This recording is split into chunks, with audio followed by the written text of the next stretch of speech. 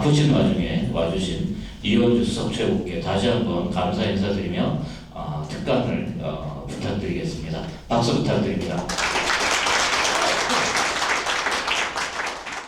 네, 반갑습니다. 제가 뭐 강의를 해달라고 그래서 솔직히 제가 경제학 교수도 아니고, 네, 그렇잖아요. 여기 이것보다 훨씬 더 대단한 그 강의를 많이 들으셨을 거기 때문에 제가 이 전문가라고 하기는 또 좀 그래요. 그래서 그냥 정치인이자 과거에 이제 기업에 좀 몸을 담았던 사람으로서 또 편하게 좀 얘기하겠습니다. 그리고 우선 제 소개를 먼저 해드릴게요. 네, 그래도 강의를 듣고 나면 저 사람 뭐 하는 사람인지 아셔야 되니까, 그죠? 네, 저는 지금 3선이고요.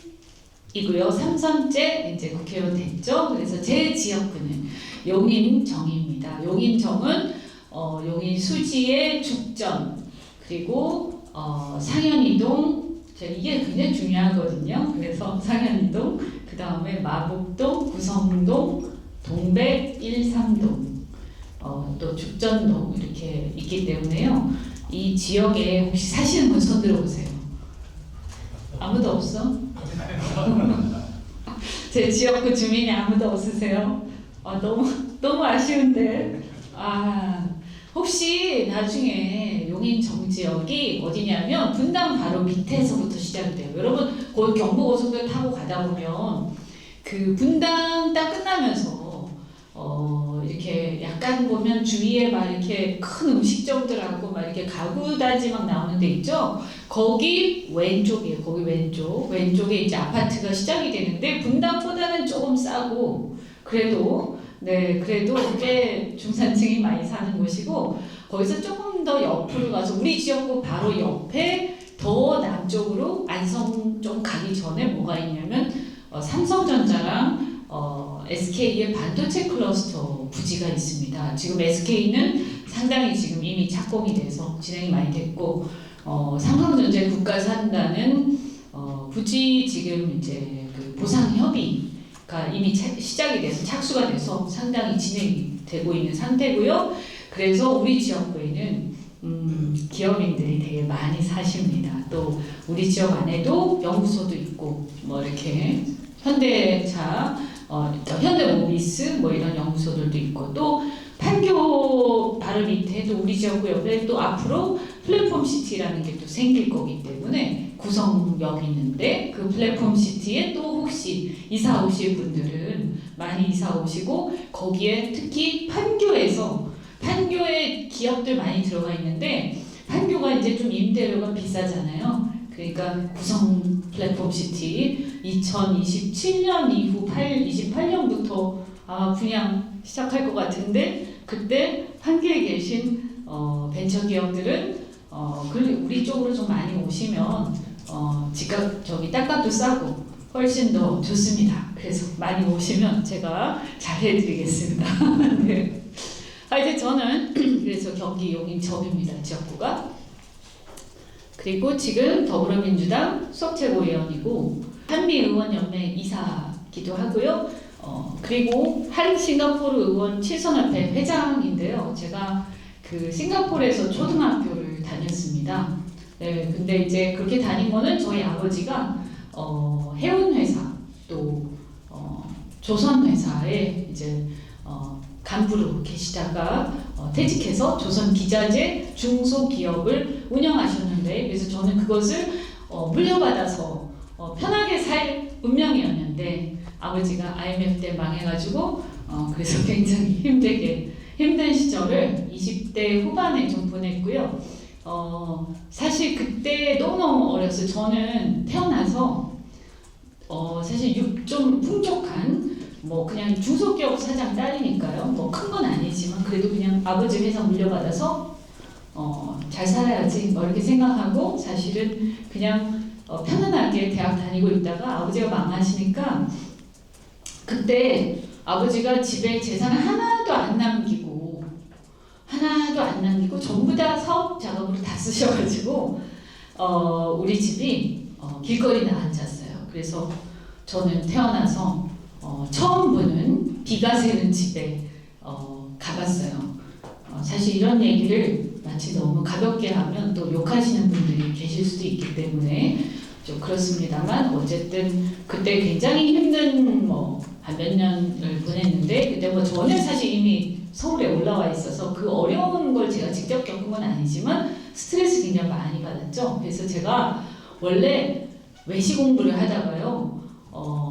저는 불문과 나왔거든요. 서울대 불문과. 그래서 외시 공부를 하다가 이거는 생계 논리잖아요. 그죠? 제가 소녀 가장이 된 셈인데 집도 형편없고 이러니까 전세라도 마련해야 되지 않습니까? 그래서 제가 그때 그 방향을 돌려서 그래서 외시는 사실은 좀 그래도 집안이 좋은 사람들이 주로 보는 시험이거든요. 그래서 외교관들은 또 대개는 그렇습니다. 그래서 이렇게 돈을 벌어야 되는 사람은 변호사를 해야죠. 그래서 다른 거 취직해도 되는데 저는 이제 고시 공부를 이미 하고 있었기 때문에 과목도 비슷하고 그때 사람도 막 합격생도 더 많이 뽑는다 그랬어요. 그래가지고 제가 사시로 바꿔서 사시 공부를 해서 다행히 집이 망했으니까 제가 아니면 누가 가족을 돌보겠습니까? 그래서 제가 사시를 봤는데 이 원래 헝그리 정신이 가득해지면 더 빨리 됩니다. 왜냐하면 공부를 안 하다가 열심히 막 하니까 그전에는 그러니까 안 한 건 아니지만 대충 이제 안 돼도 떨어져도 그만 이런 거잖아요. 그죠? 그래서 어차피 아버지 사업 물려받을 건데 이런 생각하고 있었기 때문에 외시도 열심히 공부 안 했는데 그냥 주변에서 다 하니까 저도 한번 보고 이런 거였는데 망하고 나니까 진짜 내가 어떻게 돈을 벌지? 근데 사실 취직해서 돈을 벌기도 되게 어려운 세상이잖아요. 그때 IMF 때였으니까. 그래서 그 당시만 해도 변호사가 꽤 벌이가 괜찮았어요. 지금은 경쟁이 치열하죠. 근데 그때만 해도 괜찮아서 제가 사법시험에 합격을 하고 저는 어렸을 때 싱가포르도 살고 아버지도 기업인이었고 그렇기 때문에 자연스럽게 저는 로펌으로 갔습니다. 그래서 로펌에서 통상 전문 변호사로 활동을 하다가 통상이랑 이런 이제 투자 쪽에 활동을 하다가 제가 또 서울대 불문과를 나왔잖아요. 그래서 불문과니까 불어를 잘한다고 생각하나 봐요, 사람들이. 여러분들 잘 아시겠지만 무슨 어학계열 졸업했다고 해서 그 나라 그 언어를 잘하는 게 절대 아닙니다. 네, 근데 어쨌든 사람들은 그렇게 생각하니까 그래서 불문과 졸업했으니까 불어 잘하겠지. 그리고 프랑스에 대해서 뭔가 굉장히 잘 알겠지 이래가지고 르너 그룹에서 연락이 왔어요, 저한테.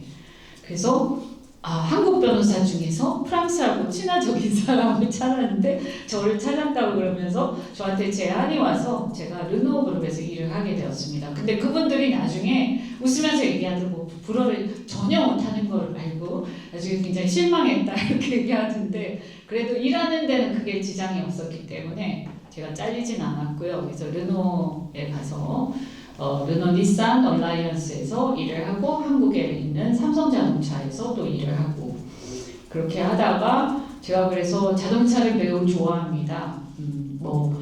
자동차에서 다니면 자동차 되게 좋아하죠. 여러분도 아주 보니까 제가 명단에 보니까 굉장히 여러 곳에서 있는데 자기 회사 제품 많이 쓰잖아요. 그죠?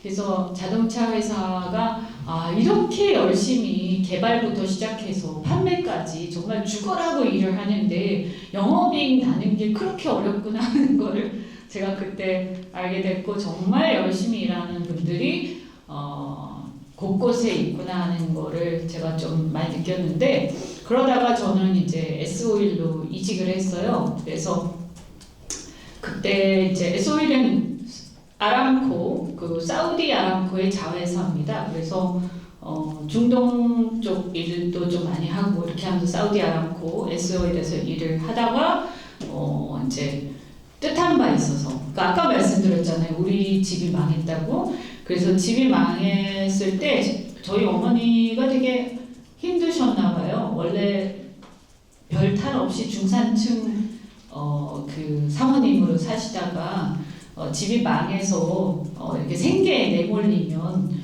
여성들이 그 엄마가 제일 힘들어요. 엄마가. 그래서 엄마가 온갖 일을 다 하셔야 되니까, 그리고 친구들, 아버지 대신에 친구들한테 돈도 꾸러 다니고 그러지 않았겠습니까? 그러다 보니까 친구들하고 사이도 안 좋아지고, 그래서 부도난 이후에 우리 어머니가 너무나 많은 스트레스를 받으시고, 그래서 좀 몸이 안 좋아지셨어요. 그래서 뭐 암도 생기고 뭐 이렇게 하시더니 겨우 오래 못 사시더라고요. 그래서 그 과정에서 저희가 이제 진짜 좀 뭐랄까 데스퍼레이트한 그런 걸 많이 겪었죠. 저희 남동생이 간 이식 수술도 막 간 생체 이식도 해주고 했는데, 그거 막 이렇게 막 그 무슨 그 언론에도 많이 나오고 했었거든요. 근데 그게 그 수술이 실패해가지고 돌아가셨어요. 그래서 우리 이제 아이들, 그러니까 우리 자식들은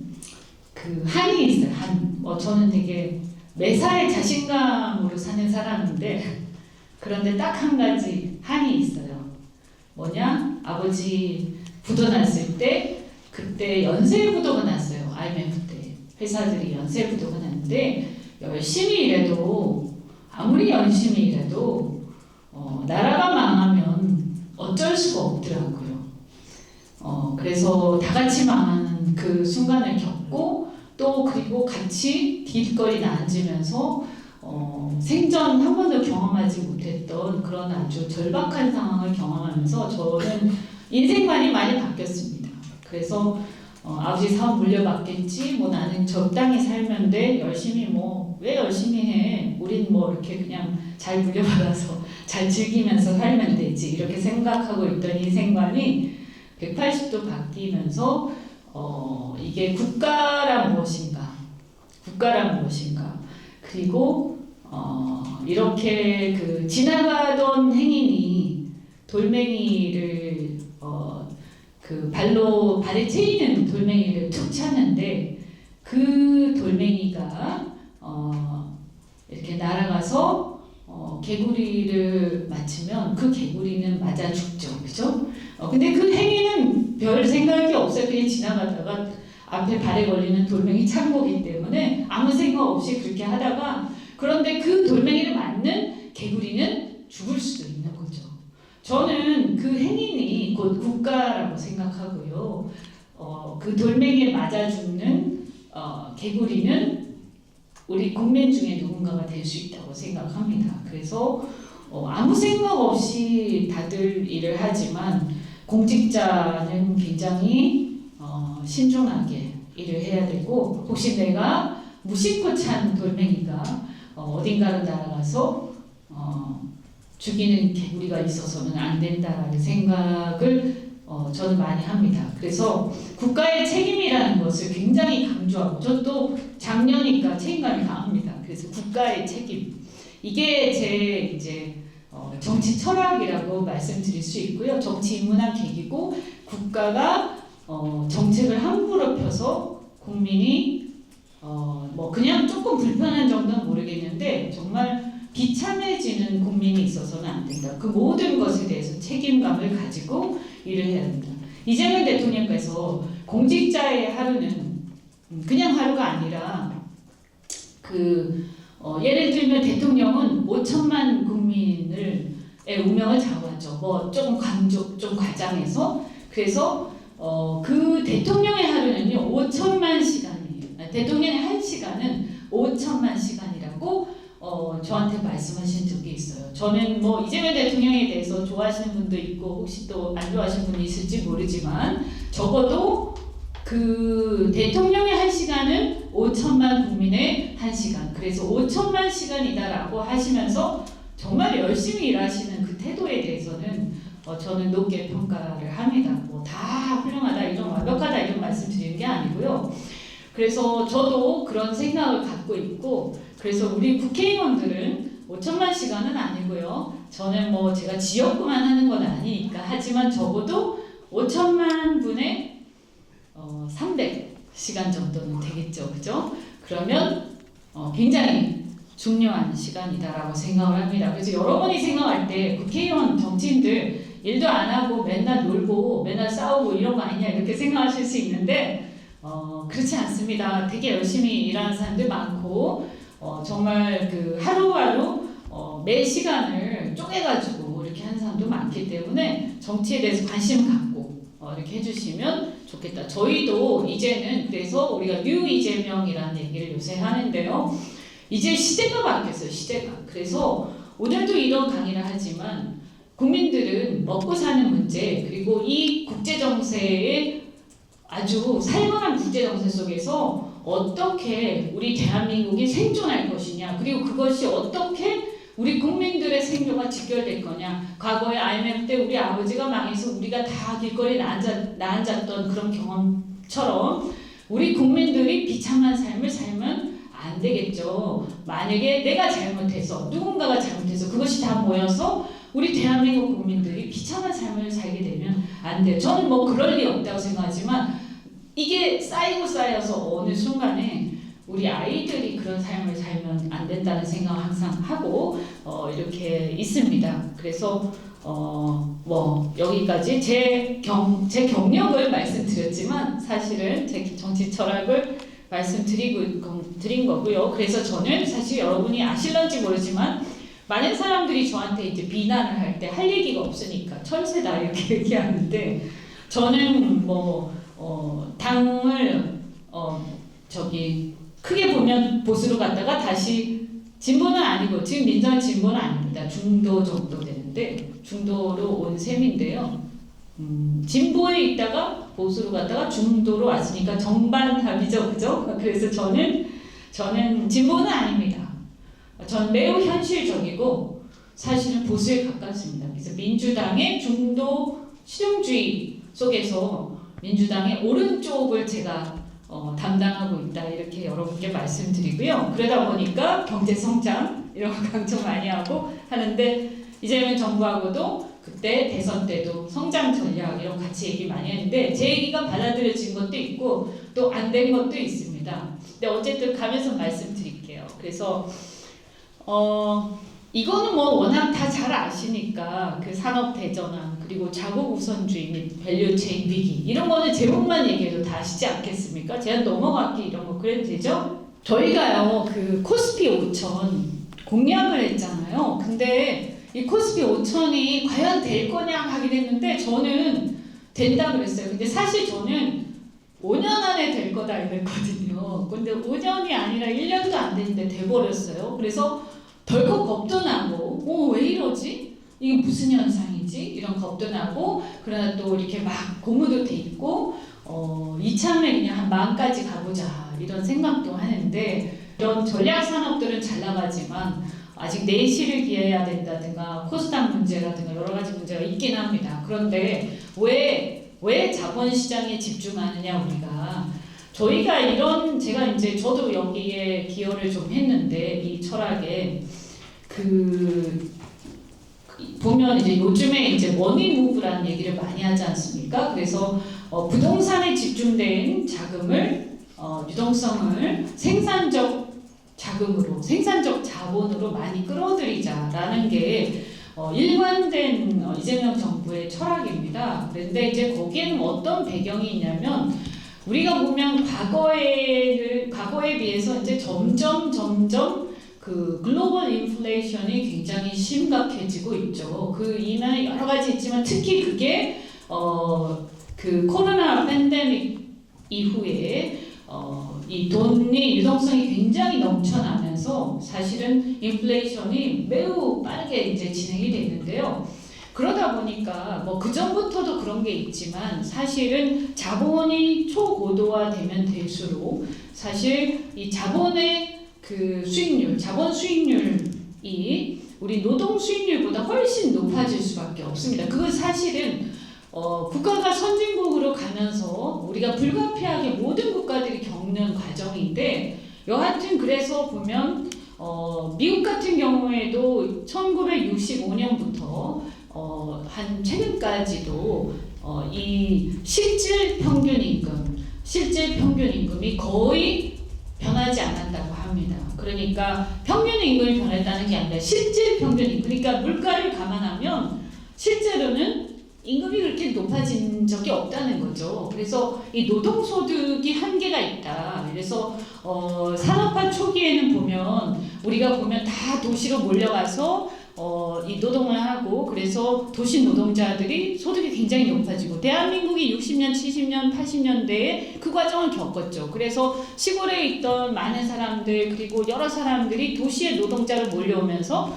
굉장히 이제 중산층으로 성장하고 그래서 집을 샀더니 뭐 몇백만 원밖에 안 되는 집이 지금 몇십억이 돼 있고 그런 거 아닙니까? 그런데 이제 우리가 그 당시에는 보면 금리가 10몇 %, 18% 막 이랬다고 그래요. 저는 뭐 그때 좀 어렸을 때이기 때문에 잘 모르지만 그러면 그렇게 금리도 굉장히 높고 그러면 내가 돈을 벌어가지고 사실 하나하나 이렇게 차곡차곡 내가 예금으로 가지고 있으면 그러면 그냥 은행에만 넣어놔도 계속 재산이 불어나는 거예요. 근데 그게 아니라 이제 저금리에다가 그리고 계속 물가가 올라가는 시대가 되니까 그러면 자산 가치가 굉장히 올라가지 않습니까? 그러면서 결국은 뭐냐 하면 부동산이라든가 여러 가지 자산들은 매우 빠른 속도로 올라가지만 우리의 어떤 그 임금은 많이 안 올라가는. 그러면 이제 이게 뭐냐? 결국 이게 바로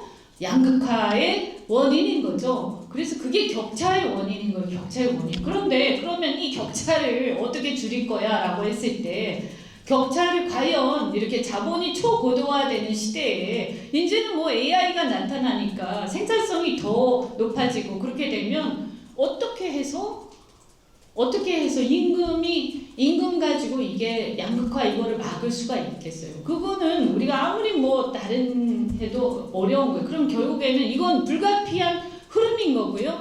그래서 자본의 초고도화 시대에 임금보다 자산 가치가 훨씬 빠르게 아주 올라가는 부분은 그거는 우리가 피할 수 없는 어떤 시대적 흐름이고 우리 대한민국이 이미 그런 단계까지 왔기 때문에 그러면 우리가 이 격차를 해소한다. 그럼 결국 뭐냐면 우리 젊은 사람들이 보면 야 내가 아무리 해봤자 이 돈 모아가지고 어떻게 내가 집을 살 거야. 특히 서울에다가 집을 어떻게 살 거야. 강남은 뭐 온감생심이고요. 그러면 결국에는 우리 젊은 사람들이 다 어떤 생각을 하냐면 우리나라의 젊은이들 다 그 생각하는 거예요. 나도 자산이 있어야 돼. 그러니까 집을 사야 돼. 아니면 뭘 사야 돼. 하루에 이제 그런 생각하는데 집을 사는 거는 한계가 있잖아요. 집을 사서 언제 그런 집을 서울에서 어떻게 집을 사요? 불가능한 얘기예요. 그래서 그렇게 할 수는 없는.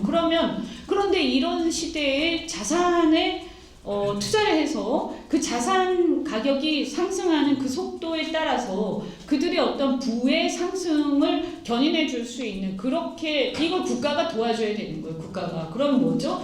그러면 자본시장을 육성해야 된다. 그래서 자본시장을 육성해서 어쨌든 그 자본시장의 육성도 하고 자본시장의 어떤 구조적 문제 그리고 불합리한 것, 불공정한 것 이런 것들을 해소해서 코리아 디스카운트를 해소를 해주면 그러면 이게 자본시장의 여러 가지 부조리들이 해소가 되면서 그죠? 상승 이제 뭐라고 해야 되나요? 자본시장이 효율적으로 돌아가겠죠. 그러면서 우리 젊은이들이 어쨌든 주식 투자를 해서 코스피에 투자를 해서 그 자산 가치의 상승에 같이 함께 뭐 몇 분의 1이라도 n분의 1이라도 n분의 1은 어렵겠죠. 하지만 극히 일부라도 같이 함께 향유해서 격차가 지나치게 벌어지는 것을 좀 막아야 된다. 그래서 그런 철학 속에서 자본시장 육성과 활성화 또 이 선진화라는 테마가 나온 거예요. 그러니까 그냥 코스피 5천 뭐 우리가 무슨 도박하는 사람들도 아니고 그냥 코스피 5천 이런 게 아니에요. 이 격차 해소라는 고민 속에서 나온 것이다. 그러면 그렇게 됐을 때 어쨌든 공정해야 되는 거죠, 시장이. 그래서 자본시장의 어떤 불공정성에 대해서는 진짜 패가망신하도록 하겠다라는 대통령의 얘기도 거기서 나오는 거고요. 그런 와중에 이제 또 거기에 또 하나의 다른 철학이 있다라고 한다면 결국에는 부동산에 잠겨 있는 이런 자본들, 이 어떤 유동성은 부동산이라는 것은 우리가 물론 이제 개인의 입장에서는 투자 가치가 있을지 모르지만 국가 차원에서 보면 거주의 어떤 주거의 목적이라는 것을 빼고 본다면 거기에서 어떤 생산성이 막 발휘되는 건 아니잖아요. 그죠? 물론 뭐 전혀 없다고 볼 수는 없지만 그래서 이게 기업에 투자가 되고 그래서 뭔가 창의적 활동을 하고 국민들이 거기에서 어떤 경영과 여러 가지 경쟁을 통해서 혁신적 활동이 이루어질 수 있는데 그 돈이 들어가야 되는 거예요. 유동성이. 그래서 생산적 자본이라는 것을 굉장히 중요하게 생각하면서 어떻게 하면 자본시장 특히 이 한국의 코스피나 코스닥을 통해서 우리 기업들의 자금 조달을 제대로 할 거냐. 그래서 이게 많은 혁신가들한테 자금 조달이 잘 될 수 있는 구조를 만들자. 뭐 이것만 가지고 되는 건 아니에요. 물론 뭐 벤처 자금, 벤처 캐피탈 여러 가지가 있는데 여하튼 그런 관점을 갖고 있다. 그래서 이 코스피의 문제 또 코스닥 자본시장에 대한 얘기는 우리 정부의 그리고 우리 현재 우리 당 특히 이제 요즘에 뉴 이재명이라고 하는 그 트렌드에 굉장히 맞는 그런 거고요. 근데 이제 나중에 제가 말씀드린 여기에 이제 그 어두운 부분이 있어요.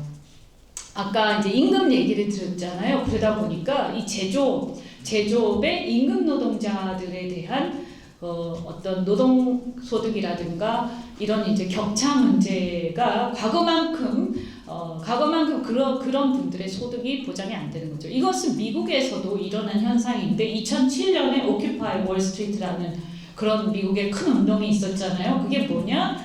그때 이제 금융위기 당시에 미국에서 이런 이제 소위 러스트벨트 지역의 제조 노동자들이 그때 이제 보니까 야 이게 막 중국 시장이 개방되고 아시아 시장이 개방되어서 많은 자본가들이 중국에 투자를 하고 그래서 사실은 엄청나게 자본 수익률은 높아지고 그래서 월스트리트는 항상 흥하는데 그러다 보니까 일자리는 바깥으로 뺏기니까 미국 내의 제조 일자리는 사라지는 거죠. 그래서 실업에 시달리게 되고 굉장히 저소득층으로 전락하면서 이 러스트벨트의 노동자들이 들고 일어나는 게 이제 그게 일종의 이제 그 오큐파이 월스트리트 운동 아닙니까? 그게 이제 결국에는 트럼프라는 정치인의 등장하고 연결되는 거예요. 그런데 트럼프가 그래서 제조업의 어떤 부활 이거 강조하는 거죠. 제조업 부활을 통해서 자국 노동자들의 일자리를 보장하겠다. 그러면서 이제 다른 나라를 지금 괴롭히고 있는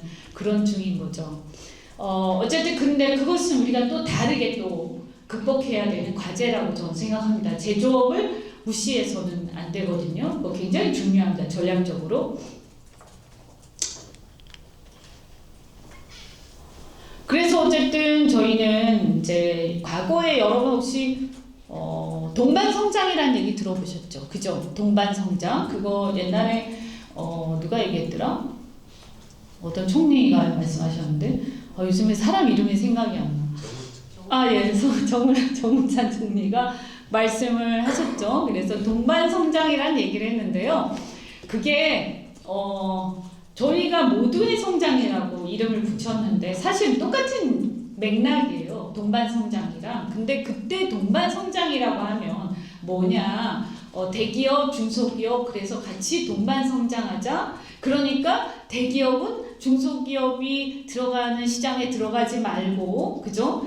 그래서 뭐 유통산업발전법 이런 거 나오고 그러면서 이렇게 같이 함께 해야 되니까 대기업이 좀 양보해야 돼. 뭐 이런 개념이었잖아요. 그죠? 그런데 이번에 이제 이재명 정부의 이 모두의 성장이라는 것은 그거하고는 조금 내용은 다릅니다. 그래서 대기업이 중소기업이 양보해야 돼가 아니라 지금 전 세계의 경제 상황을 보면 거시경제 상황을 보면 전 세계가 이제 글로벌 경쟁을 치열하게 하고 있기 때문에 그래서 뭐냐 하면 결국은 국가 간의 경쟁이 중심이 되는 거죠. 그래서 회사가 아무리 열심히 해도 그 글로벌 공급망 속에서 자신들이 그 전에는 싸고 품질이 좋으면 세계 어디서든 가서 조달을 하고 그래서 밸류 체인이 전 세계로 이렇게 글로벌 분업 체계에 의해서 이렇게 분산이 되어 있었는데 지금 그게 안 되잖아요. 그죠? 그게 뭐냐? 지금 트럼프가 미국과 중국 간의 패권 전쟁 막 일으키면서 트럼프 1기 때부터 시작된 그 즈음부터 시작된 건데 결국은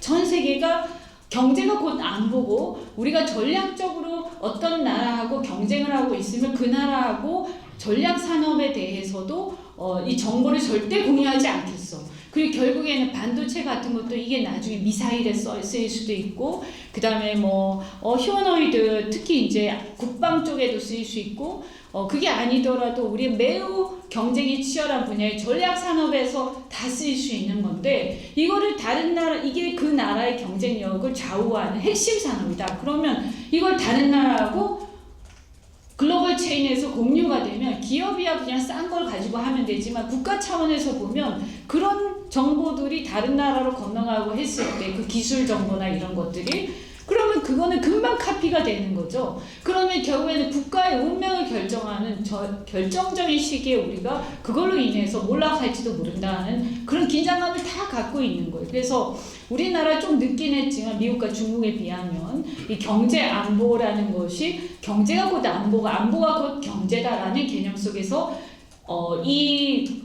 그 기업의 어떤 공급망 자체가 이 국가를 중심으로 수직 계열화되는 현상, 이게 지금 벌어지고 있는 거죠. 사실 이미 거의 그렇게 가고 있다고 봐야죠. 그래서 그렇게 되면 결국 뭐냐면, 이게 국가의 역할이 과거에 비해서, 그러니까 자유주의, 그러니까 자유와 풍요의 세계화 시대에 비해서 국가의 역할이 굉장히 중요해지고, 과거 박정희 시대의 그런 어떤 산업화하고는 조금 결은 다르지만 또다시 어떻게 보면 국가를 중심으로 한, 국가 주도까지는 아니더라도 국가가 상당히 참여하는 그런 제2의 산업화 시대로 가고 있다라고 생각하는 게 제 생각입니다. 그래서 이 산업화를, 제2의 산업화, 그러니까 AI 대전환을 비롯한 이런 것들은 이 방산도 마찬가지지만 정부의 역할이 매우 중요하고 국회 역할이 매우 중요하죠. 옛날처럼 그냥 세상은 넓고 할 일은 많다 이래가지고 전 세계 아무데나 가서 우리가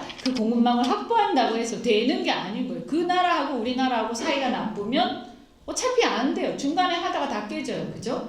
확보가 안 되고 굉장히 리스크가 커지죠. 그래서 지금은 국가와 기업 그리고 국민도 마찬가지, 국민이 함께 가는, 모두가 성장하는 시대다. 그래서 사실은 내가 혼자서 잘 나갈 수 있는 시대는 이제 끝났다라고 저희는 생각합니다. 예를 들면 조선업을 생각해도 그래요. 우리나라가 조선에서 G2인데요.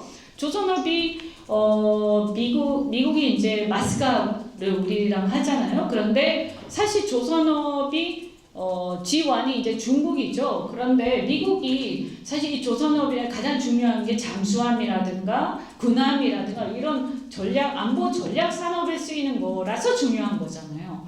예를 들어서 대만에서 무슨 일이 생겼을 때, 그러면 결국 배가 선박이 문제가 되는 거고, 나중에 그 북극해에 뭔가 우리가 그 자원 탐사라든가 자원의 어떤 뭐 이렇게 표현하면 좀 그렇지만, 과거의 제국주의 시절처럼 북극해 주변에 어떤 세력 다툼을 할 때도 결국에는 이 쉘빙선을 비롯해서 그런 어떤 LNG 선박, 여러 가지 이런 선박의 경쟁력이 굉장히 전략적으로 중요한 시대가 된 거죠.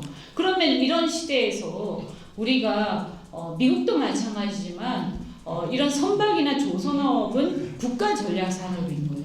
그래서 우리가 이런 산업을 중국하고 같이 교류할 수는 없는 거죠. 그럼 만약에 군함을 만드는데 그 안에 들어가는 후판을 갖다가 중국에서 가지고 와. 그런데 지금이야 상관없겠지만 정말 치열한 어떤 상황이, 최악의 경우가 도래를 했어. 그래가지고 예를 들어서 대만에서 무슨 일이 생겼는데 우리나라가 직접 참전하는 건 아니더라도 어떤 후방 기지의 역할을 하게 된다든지 이런 상황이 오게 된다든지, 아니면 우리가 미국에 군함을 갖다가 공급하는 상황이 왔을 때 그 군함에 들어가는 후판을 중국에서 가지고 오면 되겠습니까? 말이 안 되잖아요. 그죠? 그래서 여러 가지 지금은 또 이렇게 아주 보이지 않는 또 어떤 뭐 센서, 아니면 보이지 않는 뭐 어떤 비밀 무슨 병기, 뭐 이건 좀 과장일 수 있지만 그런 게 누가 알겠어요. 그죠? 또 무섭잖아요. 그래서 이런 어떤 경제안보 시대이기 때문에 그러면 결국 우리나라 조선업에서 마스카라면서 미국에다가 군함을 또는 군함의 수리를 맡기는, M&O를 맡기는 회사가 있다. 그런데 그 회사가 거기에 미국 거를 만들면서 거기에 베트남을 비롯해서 중국 노동자를 막 쓴다. 되겠습니까? 안 되잖아요. 그래서 이제 점점 어떻게 된다? 우리 자국민을 써야 되는 산업이 많아지는 거죠. 반도체도 마찬가지예요. 외국인은 막 쓸 수가 없어요. 이제 인건비 싸다고 막 쓸 수 있는 것은 비전략 산업밖에 없는 거죠.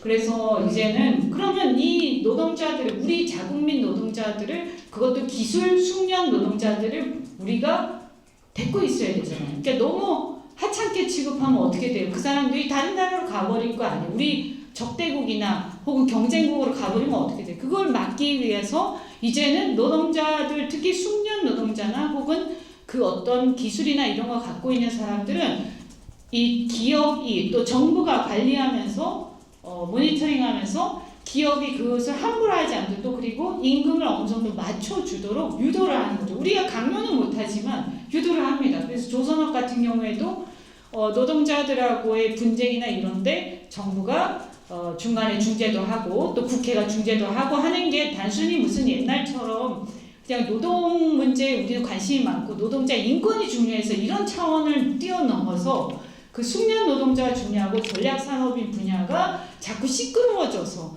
예전에 이제 고려 아연 문제도 있었지만 그게 자꾸 시끄러워져 가지고 이게 문제가 생기면 안 된다라는 생각을 갖고 있기 때문입니다. 관세 협상은 여러분이 워낙 잘 아실 테니까 적당히 이제 넘어가고요. 근데 이제 지금 현재 상황은 관세 판결이 나오긴 했지만 그걸 가지고 그대로 하진 않죠. 그래서 그 트럼프 정부에서 일단은 10% 하긴 했는데 제가 볼 때는 10%를 해놓고 다른 또 모색들을 막 할 것 같습니다. 그리고 일단 품목 관세는 그 이번에 연방 법원에서 나온 판결에서 해당이 안 되기 때문에 품목 관세, 자동차라든가 반도체 이런 품목 관세들은 철강 이런 거 그대로 사실은 이번 판결의 영향을 받지 않는 거죠. 그래서 이것도 그대로 이제 얘기가 됐던 대로 그냥 유지가 되는 상황이고요. 그래서 결국에는 국회에서 지금 미국에 투자를 하기 위한 근거, 그 대미 투자 특별법이 통과가 돼야 되는데 그게 지금 오늘도 그 얘기하다가 왔는데 그게 지금 통과 잘 안 되고 있어요. 그래서 3월 9일까지 통과하기로 여야가 합의는 했는데 지금 이제 어떤 상황이냐면 지금 그거를 이게 왜 통과 안 되냐, 우리가 그냥 강행 처리하고 싶은데요. 사실 이런 정도면 강행 처리해도 되지 않을까라고 생각하는데 왜 강행 처리가 안 되냐면 기재위가 민주당 위원장이 아닙니다. 그래서 기재위가 투자니까 투자 관련된 특별법이라서 돈에 관한 거기 때문에 기재위 소관 법률이거든요. 그런데 그 법을 처리하는 기재위 위원장이 이제 국민의힘 위원장이다 보니까 이 위원회를 열어줘야 돼요. 그래서 의사 개시권을 그 위원장이 갖고 있기 때문에 국민의힘 위원장이 이제 그 기재위를 열어줘야 되고요. 그런데 현재 이제 그것을 열어주지 않고 계속 파행시키고 있는 그런 상황인 거죠. 그러면 이제 그게 통과가 되려면 우리가 어떻게든 이렇게 얘기를 해서 통과돼도 설득을 해야 되는데 문제는 뭐냐면 국회가 법이 계속 통과가 되는데 그 법 중에서 국민의힘이 반대하는 법이 있을 거잖아요. 예를 들면 검찰개혁법, 사법개혁법 이런 거, 그다음 여러 가지 반대하는 법들이 있는데 그 법을 이제 그러니까 잡고 있는 거죠. 그래서 이 법을 자기들이 원하는 내용 혹은 아니면 우리가 웨이버, 그러니까 포기를 하면 이걸 통과시켜주겠다. 이제 그렇게 지금 이렇게 대치 중에 있는 그런 상황입니다. 그래서 하나를 포기할 수 있는 상황은 아닌데요. 만약에 우리가 이제 의석수가 많기 때문에 그냥 이거를 다 강행 처리를 하려면 할 수는 있는데 그럼 패스트 트랙에 태워야 돼요. 그 패스트 트랙에 태우면 본회의로 바로 가는 거예요. 위원회를 거치지 않고요. 근데 본회의를 바로 가게 되면 그거는 국회법에 의해서 180일을 기다리도록 돼 있어요. 계류에서. 그러니까 패스트 트랙 태워서 우리가 강행 처리할 수는 있지만 180일을 기다려야 된다. 이런 상황이고 그거는 너무 6개월을 기다려야 되는 거니까. 그래서 저희는 어떻게든 좀 설득을 하든 압박을 하든 이렇게 해서 여야가 같이 통과시키도록 노력을 하고 있습니다. 이게 통과가 돼야 제가 또 3월 달에 미국을 가서 미국 의원들하고 그 미팅들이 있는데, 그러면 이걸 좀 통과시키고 가야 우리가 할 말이 있을 것 같은데, 네, 좀 걱정이 되고요. 어떻든 일본은 왜 이게 빨리 됐냐? 일본은 얼마 전에 다 했잖아요, 그죠? 결정을 하고 투자 개시를 했는데, 일본은 법으로 하는 게 아니라 행정명령으로 합니다. 시행령으로. 그래서 일본의 다카이치 총리는 그냥 시행령으로, 행정명령으로 다 해버렸습니다. 근데 저는 이게 왜 법으로 해야 되는 건지도 좀 그런데, 어쨌든 심지어 국민의힘은 이게 법이 아니라 조약으로 해야 된다라고 주장하고 있는, 왜 이게 대치되냐면 우리 법으로 해도 된다라는 거고, 국민의힘은 조약으로 해야 된다라는 거거든요.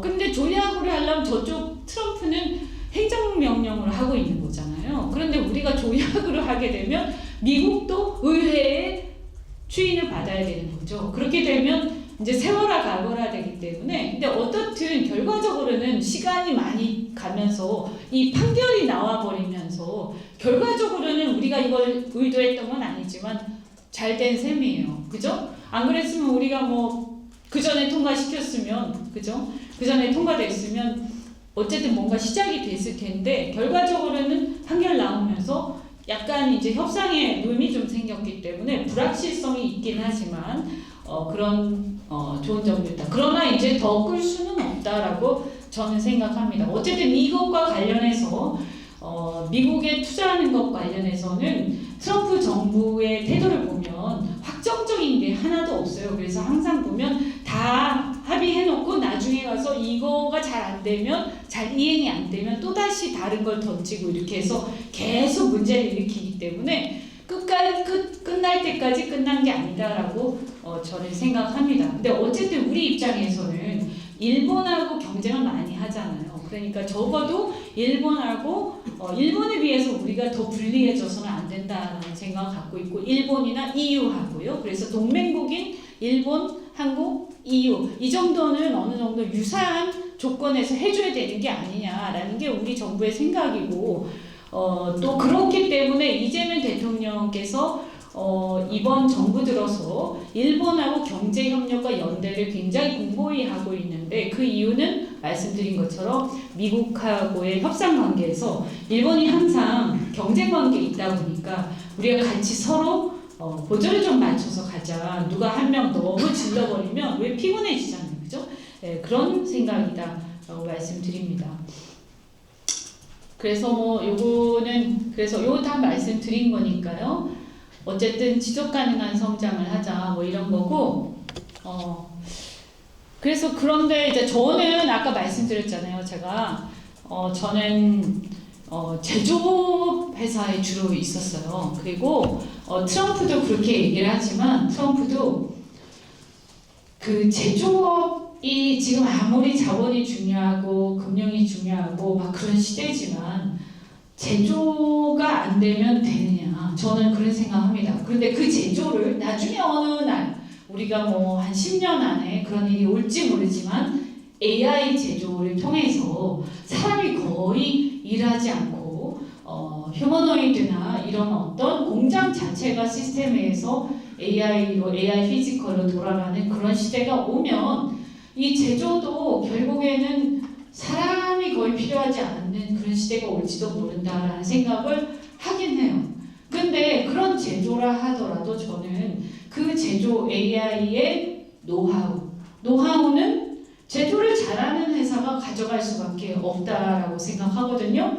그러면 그 노하우를 예를 들어서 아무리 자본이 많이 투입되고 아무리 뭔가를 해도 제조 현장에서 노하우가 없는 나라가 과연 AI 이런 게 잘 된다고 해서 제조 AI까지 잘 될 거냐? 저는 그렇게 생각하지는 않습니다. 그리고 우리가 옛날에도 보면 스마트 공장 뭐 한다 막 했지만 아무리 이게 AI 대전환 시대고 그 AI를 통해서 생산성이 기하급수적으로 올라간다고 해도 그래도 현장에는 여전히 이게 차이가 있는 거죠. 체감의 차이가. 그래서 굉장히 좀 지금 보면 예를 들어서 싱가포르 같은 데 보면 현대차가 이노베이션 센터 같은 거 만들어서 거기 보면 거의 노동자가 없지 않습니까?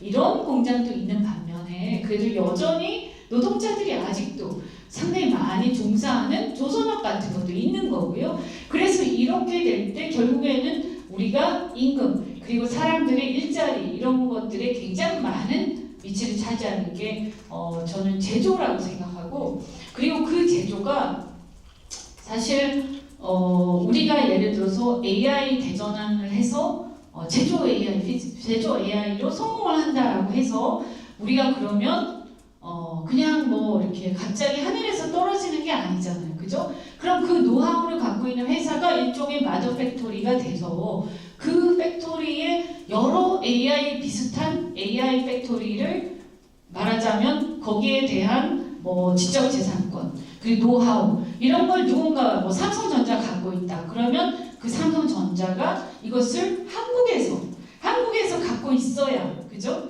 한국에서 갖고 있어야 우리가 그것을 일종의 컨트롤 타워가 돼서 한국이 그래서 전 세계에 그 공장 모델을 그 제조 AI 모델을 수출할 수 있는 거죠. 근데 수출을 해도 거기에 기본적인 건 그 나라에서 매니지먼트를 하더라도 정말 중요한 거는 우리나라에서 하지 않겠습니까? 그래서 저는 이거 뭐 그냥 제 상상 속의 일이지만 이게 뭐 그렇게 되면 일자리가 없어질지도 몰라라고 다들 걱정을 하시지만 그 중간에 과도기 속에서는 일자리 걱정이 좀 있지만 이것이 어느 정도 자리를 잡고 나면 저는 우리나라의 젊은이들한테는 지금의 어떤 육체노동 또 생산직 이거하고 또 다른 의미에서의 일자리들이 많이 생길 수 있다라고 생각을 합니다. 그래서 그 대신에 훨씬 더 고차원적인 혹은 이런 어떤 노하우나 모든 이 매니지먼트 오퍼레이션을 다 할 수 있는 그런 역량이 있어야 되겠죠. 그래서 저는 뭐 이거는 제 혼자 생각인데 가끔씩 이런 생각해요. 인구가 줄어들면 어떻게 해? 막 사람들이 위축사회 이러면서 막 걱정하잖아요. 그런데 지금 같은 이런 과도기에 인구가 우리 국민들이 아이를 갖다가 한 명 낳던가 안 낳던가 막 이러는데 지금처럼 앞으로 이 AI 대전환 시대에 직업 일자리라는 게 상당히 고도의 고부가가치 일자리를 외에는 사실 많은 부분이 휴머노이드에 의해서 혹은 공장 자체에 의해서 대체될 수 있는 그죠? 그런 시대가 오게 되면 인구가 꼭 많은 게 좋은 건 아니에요. 그죠? 그렇지 않습니까? 그래서 좀 잘 모르겠어요. 제가 이걸 단정을 또 하면 또 누가 뭐라고 할지도 모르기 때문에 얘기는 안 하는데 그냥 사람들은 자기의 생존에 굉장히 민감한데 저는 항상 보면 대한민국의 국민들이 과거에서부터 이 국제사회의 생존은 물론이고 이 본인의 생존에 대해서 다른 나라에 비해서 매우 민감하고 매우 경쟁적이고 매우 뛰어난 국민들이라고 저는 생각하거든요. 생존력이 되게 뛰어난 국민이라고 생각해요. 그게 우리 DNA 속에 저는 있다고 생각합니다. 혹자는 이스라엘하고 비슷하다는 얘기도 하지만 조금 다른 결은 좀 다른 것 같지만 그래서 한국 국민들이 어떻게 보면 6.25를 거치면서 정말 폐허가 된 국가 속에서 이 냉전 시대의 그 냉전을 잘 활용해서 그래서 체제 경쟁의 그 경쟁을 잘 활용해서 우리가 한쪽에 올라타서 그죠? 미국 진영에 서구 진영에 올라타서 우리가 그 낙수 효과를 많이 누리다가 그러다가 또 이 냉전이 무너지고 사실 전 세계가 자유화 또는 세계화 시대가 되니까 그때는 또 아주 빠르게 그죠? 미국만이 아니라 뭐 북방 정책 막 하면서 그래서 중국과 러시아에 막 진출하고 같이 교류하고 이렇게 하면서 또 그 낙수 효과를 세계화의 낙수 효과를 아주 많이 누려서 우리는 또 고도 성장을 해왔어요. 근데 지금도 저는 이제 그 세계화 시대는 끝났지만 좀 독특한 다극화 내지는 뭐 미국이 좀 일부긴 해도 과거의 이 세계화나 냉전 시대와 좀 다른 의미에서의 약간의 신제국주의 비스무리한 시대가 지금 진행되고 있는데 이 속에서 대한민국은 또 잘 적응해야 된다. 그러면 이 잘 적응하는 곳에 가장 핵심은 어쨌든 우리가 글로벌 관계를 어떻게 메꿔가느냐 하는 건데 미국하고도 우리가 우리의 산업 구조가 서로 보완적인 것을 잘 활용해서 지금 이제 미국하고 여러 가지 전략적인 협력을 잘 하고 있는 거죠. 그리고 일본하고도 과거사 뭐 이런 거 다 일단 내려놓고 일본하고도 연대를 잘하자 이런 생각을 기본적으로 갖고 있는 거죠. 그런데 또 트럼프를 믿을 수 없으니까 그러니까 브라질하고도 잘하고 또 중국하고도 잘하고 근데 그렇다고 해서 우리가 미국만큼의 가중치를 가지고 전략적 관계를 갖고 가는 게 아니라 우리가 특히 중국은 한국이 잘 관리하자. 그래서 한중 관계에 대해서는 우리 정부의 입장은 잘 관리하는 겁니다. 우호적으로 잘 관리해서 미국이나 일본은 매우 예민하잖아요. 그죠? 그래서 중국하고 부딪히기도 하고 막 하지만 우리는 그렇게 할 수 있는 입장은 아니에요. 그런데 그렇다고 우리가 거기에 넋주고 엎드려서 사실은 여러 가지 경제 안보적 리스크가 있는데 중국하고 모든 것을 같이 할 수 있는 것도 아니다. 철저하게 그것은 우리의 동맹국들하고 라인업이 돼 있는 상황이에요. 그러나 우리가 중국을 잘 관리를 해서 무슨 일이 생기면 야 그거 아니야 그거 아니니까 걱정하지 마 하고 만약에 우리가 중국을 잘 관리할 수 있는 그런 전략적 포지셔닝이 된다면 그러면 저는 우리가 미국이나 일본에 대해서도 굉장히 큰 전략적 그 이점을 가질 수 있다고 생각합니다. 그래서 뭐 대통령이 그렇게 말씀하신 건 아니지만 저는 일단 지난 대선 때도 그렇고 기본적으로 외교와 통상은 전략적이었대요. 그래서 스트래티직 어쨌든 그런 어떤 여러 가지 관계 이런 것을 중시하고요. 지금은 모든 것이 전략적이었다. 그래서 우리가 가장 우선을 두고 있는 미국과의 관계도 있지만 다른 모든 나라하고도 전략적 포석을 가지고 그렇게 봐야 되는 거죠. 러시아하고의 관계도 아직 우크라이나 전쟁이 안 끝났기 때문에 우리가 교류는 안 하지만 그러나 만약에 끝나게 되면 유럽은 러시아하고 사이가 안 좋다 하더라도 우리는 거기서 취할 수 있는 게 매우 많기 때문에 러시아하고도 어떻게든 전략적 관계를 잘 수립해서 우리가 잘 관리하자. 그래서 어떻게 보면 이런 걸 가지고 또 혹자들은 뭐 기회주의자다 뭐다 이렇게 얘기하는데 아니 그게 뭐가 문제예요, 그죠? 줄타기 잘해야 돼, 줄타기. 솔직히 얘기해서 그래서 우리의 운명이라고 저는 생각하고요. 운명적으로 생존이 굉장히 절박하고 그것이 모든 것을 좌우하는 이런 대한민국 같은 나라는 지도자는 물론이고 정치권이 줄타기를 잘해야 된다. 그러나 일단 확실하게 우리의 동맹국은 있고 그 다음에 나머지 나라들에 대해서 줄타기를 잘하고 이걸 이제 줄타기라고 하면 또 이상하게 표현하니까 전략적 관계를 잘 갖고 가야 된다 생각이고요.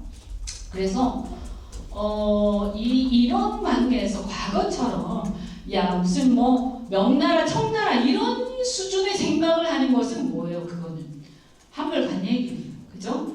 그런 식의 생각을 하는 것은 완전히 한물간 얘기고 세계 정세를 전혀 모르는 생각이에요. 그래서 저는 우리 이제 정치권에서도 여러 얘기들이 있지만 이제는 시대가 바뀌었어요. 그래서 가장 중요한 게 생존입니다. 생존. 일단 살고 봐야 돼. 나라가 살고 봐야 되고 우리 기업이 살고 봐야 되고 국민이 살고 봐야 되는데 이 속에서 어떻게 살 것이냐, 어떻게 생존하고 어떻게 번영할 것이냐에 대한 전략 이거에 몰두해야 된다. 국가는.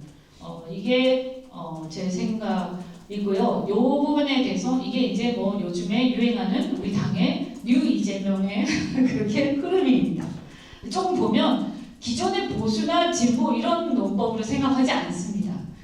필요 없고 그 중요하지도 않고 그런 얘기는 지금 이 시대에 중요한 아젠다가 아니야. 이미 패러다임이 바뀌었어. 그래서 지금의 이데올로기는 보수 진보 이데올로기가 아니고 지금의 이데올로기는 생존 이데올로기다라고 제가 주창을 하고 있고요.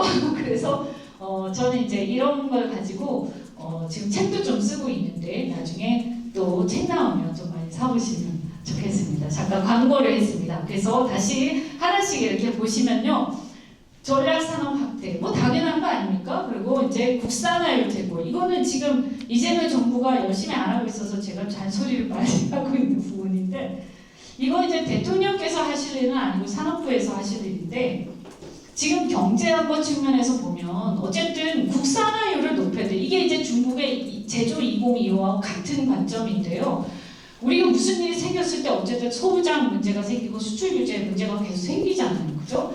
그리고 사실은 성장을 하려고 할 때 부가가치를 높여야 되는데 그 부가가치를 높이는 중요한 어떤 어떤 방법 중에 수단 중에 하나가 그동안 우리가 뭐 여러분 회사에 계시니까 잘 아시겠지만 그냥 무심코 다 그냥 글로벌 어떤 그 분업 체계에서 이 어떤 구매를 해왔단 말이에요. 그죠? 그래서 부품도 조달하고 이렇게 막 해왔는데 그런데 그 속에서 이 어떻게 보면 이익을 그죠?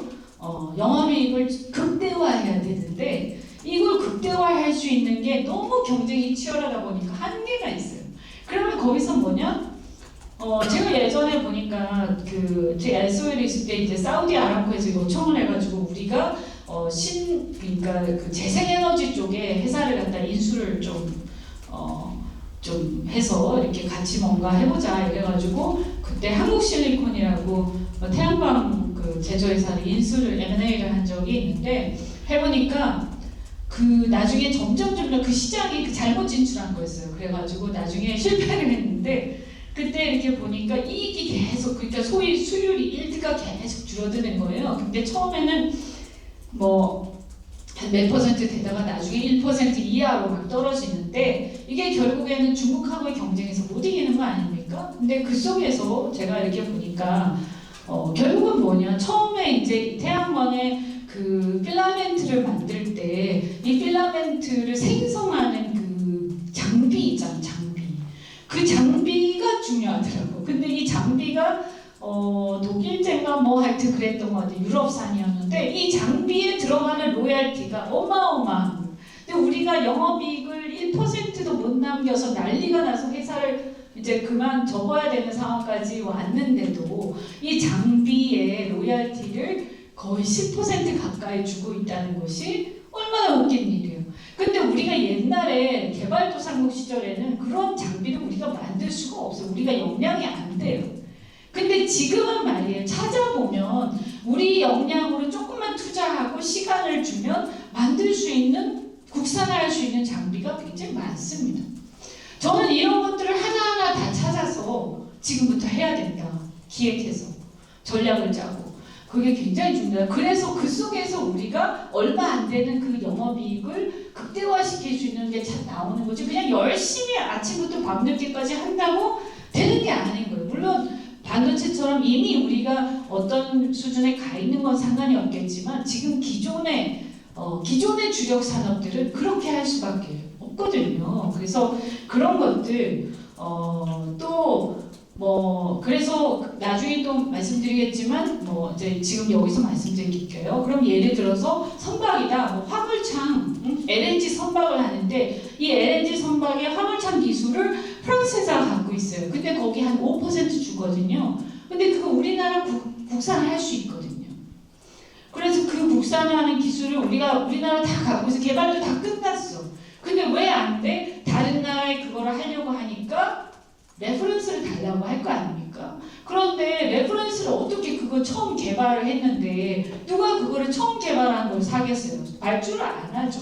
그러면 결국에는 다른 나라들은 우리랑 경쟁자 걸 살 거기 때문에 우리나라 입장에서는 그래도 울며 겨자 먹기로 로열티 주고 할 수밖에 없잖아요. 그죠? 일단 레퍼런스가 있는 회사들 거를 가져다가 쓰는 게 훨씬 안전하죠. 그리고 회사는 그냥 계속 그렇게 가는 거예요. 그럼 여기서 산업정책, 국가의 역할이란 무엇인가라는 거예요. 국가가 할 수 있는 거. 그거를 우리가 실증을 했는데 아무 문제가 없어. 그러면 그런 큰 리스크를 감당할 수 있는 건 국가밖에 없는 거죠. 그게 한 몇천억이 또 왔다 갔다 하니까. 그럼 국가가 발주를 하는 거예요. 가스공사가 발주를 하는 겁니다. 그래서 레퍼런스를 만들어주는 거예요. 그게 국가가 할 일인 거예요. 그걸 누가 했냐면 과거에 박정희 대통령 때 그런 걸 많이 한 거예요. 그렇게 했기 때문에 여기까지 우리가 온 거죠. 그래서 저는 이 부분이 매우 중요하다. 그래서 어쨌든 국산화율 제고 그리고 별거 아닌 것 같은 작은 정밀 기계와 부품 하나하나까지도 이제 그것을 근데 국산화하는 과정에서는 상당한 비효율성이 발생을 합니다. 그래서 그 기간 동안에 이것을 넘어갈 수 있는 것을 지원하는 것. 그게 이제 전략적으로 필요하다고 생각하면 정부가 해야 될 역할이라고 생각하고요. 뭐 첨단 산업 육성, 뭐 경제안보 다 뭐 마찬가지고요. 그래서 먼저 이제 에너지 믹스인데 그래서 결국에는 뭐냐 AI 시대 그리고 초전력 시대로 막 가고 있는데 그러면 이 AI 시대의 품질은 데이터잖아요. 데이터 그죠? 그런데 데이터에서 AI의 품질이 다 나오는 건데 AI의 원가는 뭐죠? AI의 원가 네? 말씀을 네. 칩과 전기. 네, 칩과 전기. 물론 칩의 가격도 원가지만 그 원가를 좌우하는 가장 중요한 건 전기요금이죠, 그죠? 그래서 이 전기요금, 산업용 전기요금 너무너무 중요한 거예요. 근데 우리가 한편 또 뭐 해야 되냐? 에너지 안보도 필요하죠. 유사시에 유럽처럼 저렇게 전쟁이 벌어지니까 그냥 가스관 끊어버리니까 끝나잖아요, 그죠? 그래서 전기요금 급등하면서 지금 독일이 거의 몰락하는 과정까지 오는 거 아닙니까? 그러면 우리나라도 이 에너지 안보를 어떻게 전략적으로 잘 포트폴리오를 분산하느냐 이거 굉장히 중요한데 그러면 우리 입장에서 보면 우리는 이 화석 연료가 하나도 안 나는 나라니까 이 화석 연료의 비중을 갖다가 지금은 한 40% 정도 되는데 조금 줄이고 그 다음에 이제 좀 이렇게 포트폴리오를 분산해야 되는 거죠. 그런 의미에서 원전이 매우 중요하고요. 원전이 가장 싸고 가장 안정적이고 어쨌든 뭐 우라늄 문제가 있긴 하지만 우라늄의 조달 문제가 있긴 하지만 우리나라 안에서 전기를 안정적으로 생산할 수 있는 것. 그러면 그거 외에는 또 뭐냐? 그러면 재생에너지인데 그럼 재생에너지 중에서도 태양광과 뭐 여러 가지가 있죠. 태양광 그다음에 뭐 풍력, 뭐 해상 풍력 여러 가지가 있는데 이것도 전략적이어야 된다는 거죠. 그래서 재생에너지를 하되 왜냐하면 우리가 에너지 자립이 좀 필요하니까. 그래서 우리 스스로 전기를 생산할 수 있는 재생에너지도 어느 정도 포션을 갖고 가야 되는데 이게 이제 지금 보면 뭐 풍력도 하고 태양광도 하고 막 이렇게 하지만 결국은 원가를 보고 이게 경쟁력 있는 재생에너지가 어떤 것이냐 이게 처음에는 우리가 규모의 경제에 오지 않았기 때문에 지금은 좀 비싸지만 그런 규모의 경제 수준까지 올라가는 시간은 좀 저는 필요하다고 보고요. 그래서 당분간 조금 이렇게 지원을 하면서 가다 보면 이게 어느 정도 수준에서 원전하고 비슷한 또는 조금 더 높은 좀 큰 차이 나지 않는 이런 수준까지 갈 수 있어야 한다. 근데 그렇게 하려면 이것저것 하면 안 된다라는 게 제 생각이에요. 그래서 태양광 하려면 태양광만 하고 뭐 풍력 하려면 풍력만 하고 이렇게 해야지. 근데 현재로 보면 풍력은 매우 비싸죠. 그래서 특히 해상 풍력은 아주 비쌉니다. 단가가. 그래서 전기요금에 큰 도움이 안 된다. 그래서 이 부분에서 굉장히 고민이 좀 있고 그러다 보니까 이제 뭐 지산지소라고 해서 에너지가 싼 곳에서 생산할 수 있도록 이렇게 하자. 그래서 전기요금을 이 송전망에 송배전망에 투자되는 그 기본 원가나 이런 것들을 전기요금에 반영해야 하는 것 아닌가라는 논의가 좀 있는 상황입니다. 그게 이제 분산에너지와 관련된 논의고요. 그러다 보니까 뭐 호남에서 무슨 전남에서 광주에서 이런 얘기가 있는데 그러나 현실적으로 문제는 뭐냐면 우리가 뭔가 생산을 하려면 사람도 인적 자원도 있어야 되잖아요. 근데 사람이 하루아침에 내려가는 게 아니기 때문에 어려움이 좀 있다 이런 말씀을 드리겠습니다. 그리고 뭐 주력 산업 재구조 이런 건 이제 지금 워낙 석유화학이라든가 조선업 이런 게 지금 죄송합니다. 석유화학이나 철강 이런 게 지금 굉장히 이제 어려움에 처해 있는데 이것을 업그레이드해서 고부가 가치를 하는 그래서 이제 철강 같은 경우에는 수소하는 제철 이런 거 이제 씨밤에 맞는 그런 수소하는 제철로 만드는 이런 투자나 어떤 기획 플랜들이 있어야 한다는 생각이고요. 그래서 이런 부분들도 상당히 이제 관심 갖고 하고 있는데 그렇게 쉽지는 않습니다. 사실은 솔직히 말씀드려서 워낙 중국의 추격이 거세고 그런데 저는 뭐 개인적으로 이런 주력 산업 특히 기반 산업, 기간 산업이라고 하죠. 그래서 이 석유화학과 철강이 생산되지 않는 나라는 다 소용이 없어요.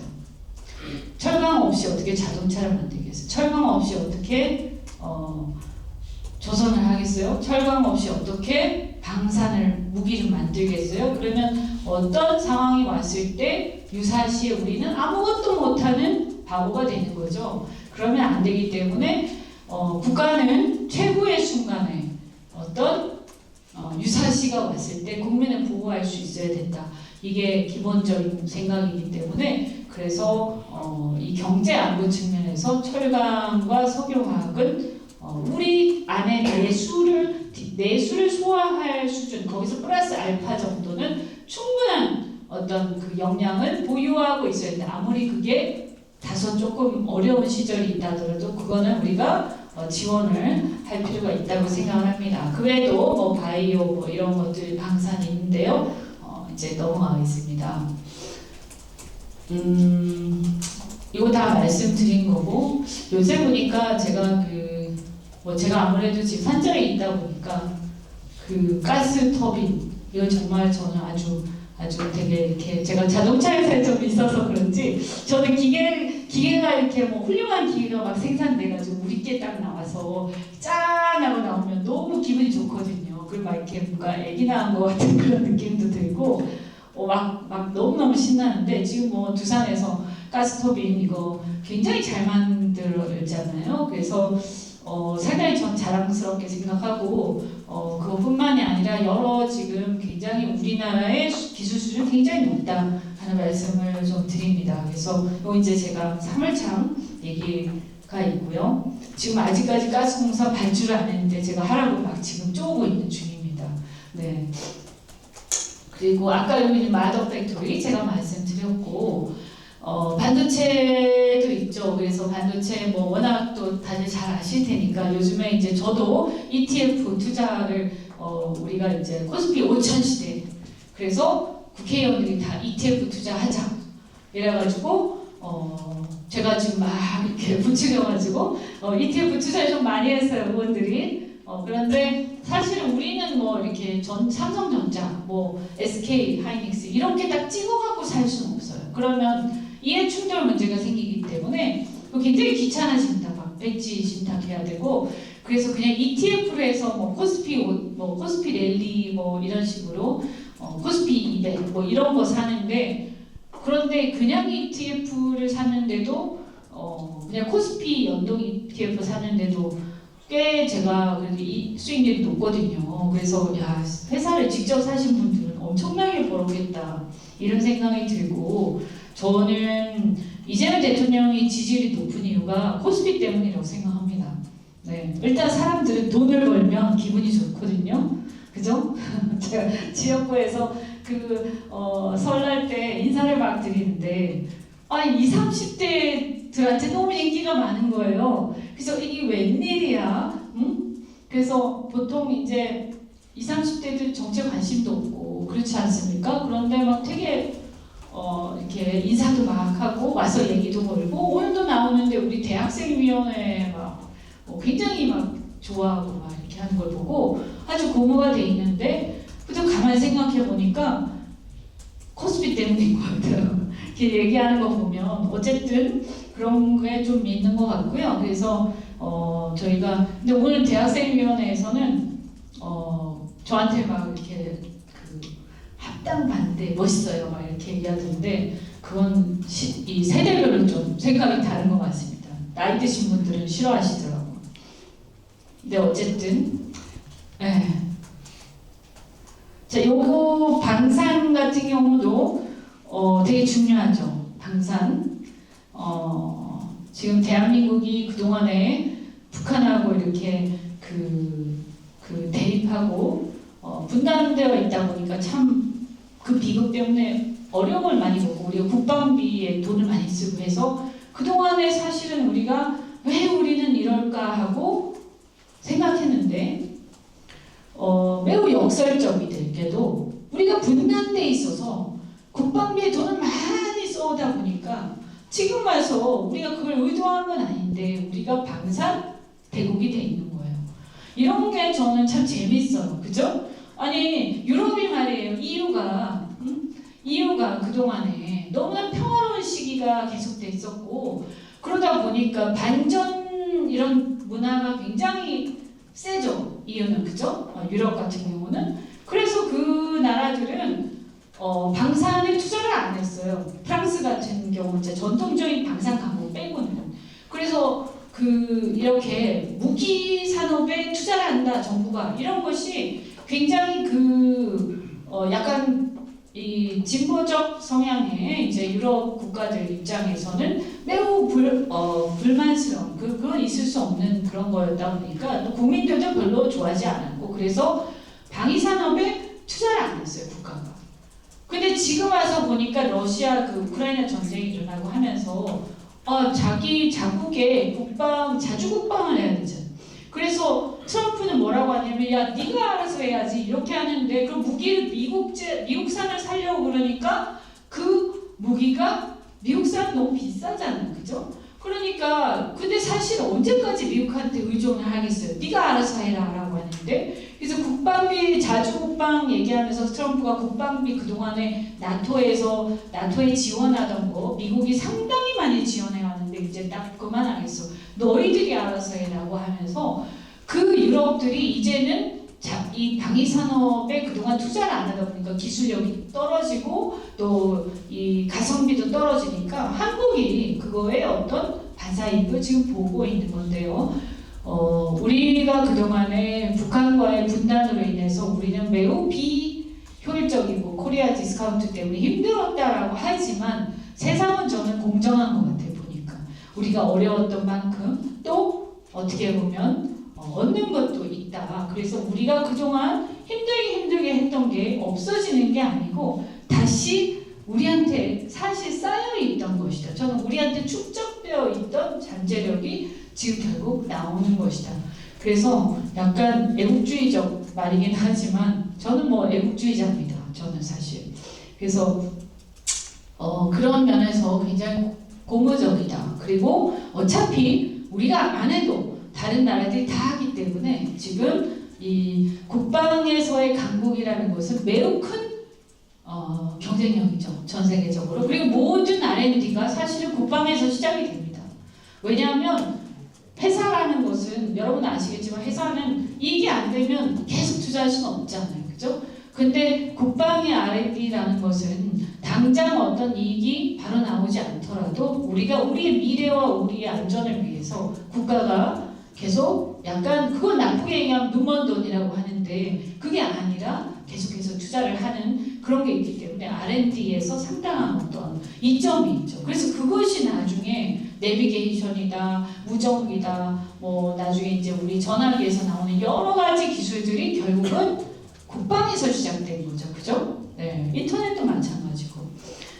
하여튼 그래서 이 바이오는 우리가 열심히 좀 해야 되는데 지금 잘 못하고 있는 것 중에 하나입니다. 그래서 저는 뭐 개인적으로 바이오를 지금 누가 하고 있냐 국가로 보면 보건복지부가 관장하고 있거든요. 그런데 아쉽게도 문화산업은 엔터테인먼트는 문화체육부에서 하고 그 다음에 바이오는 보건복지부에서 하는데 또 이 방사는 국방부에서 하죠.